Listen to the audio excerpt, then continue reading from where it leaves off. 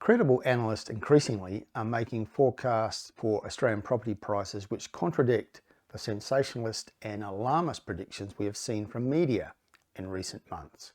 More and more sensible commentators are suggesting that any post-boom correction in residential property prices will be moderate and that many locations will continue to deliver solid growth. They're also commenting that the general media theme that rising interest rates cause property prices to collapse is unreasonable and certainly not based on historical precedents. Australian consumers interested in the housing market can be forgiven for not being aware of any of this because professional analysts who make sensible, well-researched forecasts about prices are not receiving the same level of media coverage as those who are predicting a spectacular collapse in prices. And of course, there's no surprises there. In Australia, mainstream media loves to cause fear and alarm and doesn't care too much about accuracy or fairness. And they're certainly not interested in helping consumers or providing information that's useful to us. So let's face it, there are a number of high-profile individuals and businesses out there who simply crave media profile, either for reasons of ego or because they think that constant publicity is good for their business. They know that journalists are more likely to give them free publicity if they say something sensationally negative than if they present calm, sensible, reasoned viewpoints based on quality analysis. Until recently, the most constant source of negative analysis about housing markets has been CoreLogic, which seems desperate to generate publicity for themselves on a daily basis. Media tends to treat CoreLogic as the definitive source of information about prices and the direction of property markets, when in reality they are just one of many research businesses with data about prices, and often other sources have different figures and analysis to that provided by CoreLogic. But journalists don't seem to realise that or care. Businesses that calmly and professionally present property data like Domain, SQM Research and Propertyology don't get nearly as much media publicity. But now, sadly, there's a new kid on the block, desperately competing with CoreLogic for media attention. The new media tart is called Proptrack, which is part of the REA group, which owns realestate.com.au. Now, Proptrack is desperately pumping out press releases with sensationally negative analysis, if you can call it analysis, and predictions, because the prime objective is to achieve free publicity, not to inform the public with useful information. And when that's your motivation, the message can get massively distorted.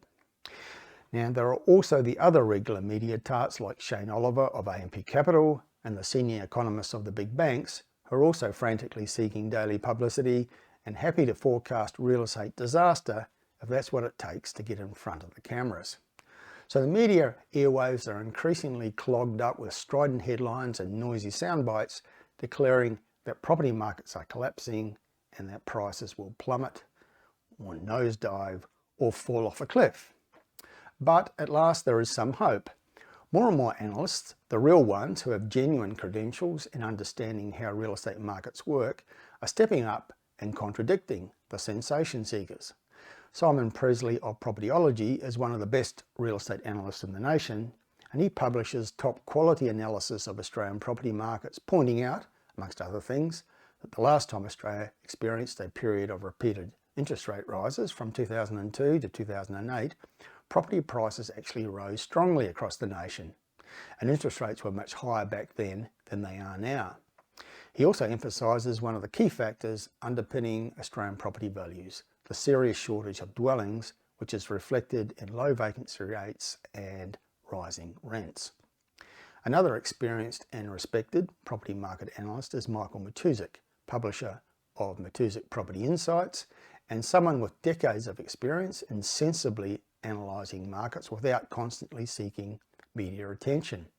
His analysis indicates that house prices overall are still rising, though not at the same boom time rates we saw in 2021, and his forecast for this year is a 1% fall in the nation's median house price. Yes, it's just 1%, not the dramatic falls of 15 or 20 or 25% that the usual suspects are claiming. Now, James Kirby, who is the wealth editor at the Australian newspaper, has pointed out that despite all the strident headlines, capital city values have fallen by only half of 1% this year, according to some sources, and says reports of a housing price collapse have been greatly exaggerated. He points out that the only reversals seen to date are in parts of the Sydney and Melbourne markets. And Kirby also says that those who predict a 20% price drop will be proven wrong, and investors who wait for big price falls will be punished because they will miss the best opportunities to buy well. Now, experienced real estate economist Ryder says that there is very little evidence that the market will see a sharp correction in prices. And Knisby says, I don't know where these forecast declines are going to come from. The conditions are just not in place for the sort of housing price declines that people are publishing. And in addition, here are some comments from Emmanuel Dat, who's fund manager at Dat Capital. He says, honestly, I think many of the forecasts out there on house prices are nothing short of ludicrous. I wholeheartedly agree. And I note that the Reserve Bank also has criticised the people making the alarmist forecasts, which, I would remind you, are similar to the forecasts made by the same people early in 2020 when COVID first appeared in Australia, and of course they were all spectacularly wrong back then as well. I'd also point out the number of analysts stepping forward to declare that interest rates will not go as high as the media forecast is generally saying. And there are growing numbers of experienced property industry participants forecasting that property prices will rise in 2023 for a host of reasons, including the return of overseas migrants in large numbers, the end of interest rate rises and the possibility that rates may actually fall next year, and the serious shortage of dwellings in Australia exacerbated by the big number of large projects that are being cancelled or deferred because of rising construction costs. And I agree with those forecasts. I've been analysing sales activity across Australia and I find very little evidence of decline in buying activity or prices. Quite the opposite, in fact. In many markets across Australia, the most recent quarter has shown a pickup in key markets and the possibility of price growth continuing. So tune out the media white noise and just get on with it. If you're thinking of buying, don't let the attention seekers in the media stop you.